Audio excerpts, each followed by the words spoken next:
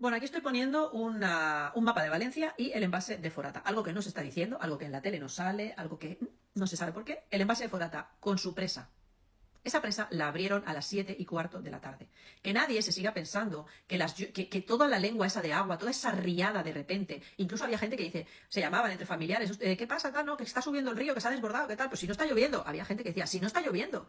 Claro, porque todo eso venía de 60 kilómetros más arriba, en la presa de Forata. Esto es un gráfico de la presa de Forata ese día. Desde las 10:00 y pico de la mañana estaba llenándose a unos niveles espectaculares.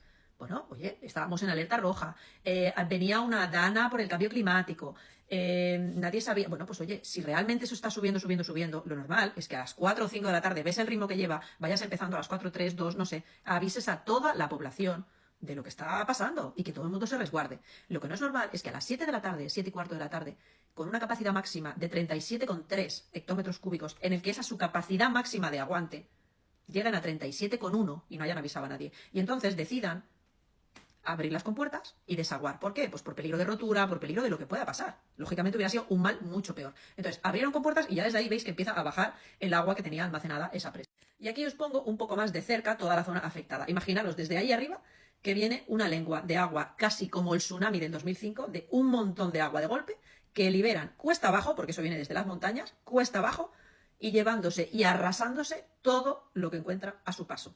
Porque claro, ahí estamos sabiendo pues todo lo que son los pueblos más grandes donde estaba todo el mundo, pero es que de ahí hacia arriba hay casas aisladas, urbanizaciones, se las ha llevado enteras. Entonces, si os fijáis, Aldaya, que es a la zona de arriba, a la derecha, a la derecha de Torrent, de ahí empezó a desviarse un poquito. ¿Por qué se empezó a desviar un poquito hacia este lado? Pues por toda esta franja roja que he puesto aquí. Esto fue el encauzamiento del Turia que se hizo en el año 57. No voy a decir quién lo hizo, pero ya sabemos quién. Si alguna vez habéis pasado por Valencia, hay a los dos lados una autopista, o bueno, no es autopista, pero bueno, unos carriles bastante grandes de ida y de vuelta. Y me acuerdo que yo el año pasado estuve por allí y dije, hostia, ¿esto qué es? Todo una obra faraónica que cuando yo pasé iba seca prácticamente, pero eso es un encauzamiento del río Turia. Gracias a Dios, cuando el agua llegó ahí, empezó a encauzarse y hizo un poquito de freno y de muro hacia toda la capital de Valencia. En la capital de Valencia, si llega a pasar esa lengua directamente, sin freno, hacia Valencia, estaríamos hablando de decenas y centenares de miles de muertos. O sea que esto es una cosa muy heavy. Y por supuesto que 200 o 200 no sé cuántos están diciendo que hay. Me parece una barbaridad de personas fallecidas, que encima muchísimos no los han encontrado todavía. Yo creo que todos estamos viendo vídeos en internet de que no todo es lo que nos cuenta la tele, pero de verdad alguien se cree que desde allí arriba, a 60 kilómetros de Valencia, una lengua de agua solamente va a llevarse la vida de 200 personas, cuando ni siquiera habían avisado de nada. Cuando había gente que iba con su coche, con los niños, venía de no sé qué, se dirigían a su casa y se lo llevó una riada con el coche. Que sí que es verdad que en el centro Bonaire gente comprando ese día, que se hubiera metido en el parking subterráneo, no había. Es verdad que no había. ¿Por qué? Porque hay mucha gente que vive allí que han dicho, no, es que ese centro comercial normalmente tiene un parking a la altura bueno, en planta baja, donde todo el mundo llega, aparca allí y ya está. Y no se suele llenar el parking subterráneo, a no ser que sea en pleno agosto, que hace calor, o los sábados y los domingos, cuando el de arriba está lleno. Vale, eso lo dice la misma propia gente de allí. Y que ese martes por la tarde no había mucha gente en ese parking. Eso es verdad. Pero ¿por qué es verdad que están saliendo esos camiones que todo el mundo estamos viendo, que están saliendo de ahí, ¿sabes? Como muy a escondidas, como muy escoltados? ¿Por qué se prohíbe a todo el mundo que esté por allí grabando y tal?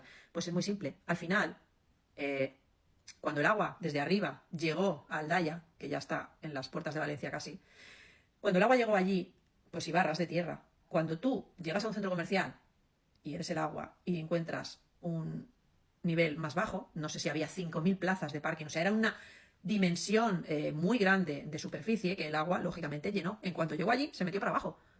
Y se metió para abajo con todo lo que arrastraba, que por desgracia han sido muchísimos muertos que se han quedado allí. Y todo este vídeo lo único que lo hago es para que, por favor, lo compartáis. Esto no lo podemos olvidar. No podemos estar ahora todos ayudando porque es el evento ir a Valencia a ayudar, pero cuando pase un mes o cuando lleguen las Navidades, todo el mundo estará en su casa pensando lo que tiene que comprar para Navidad y esto estará olvidándose. Entonces, no se puede olvidar. Tenemos que hacer que paguen los de Valencia y tenemos que hacer que paguen los del gobierno central. Unos por falta de previsión en lo que ellos estaban viendo que se les venía encima y otros en el gobierno central por la omisión de socorro.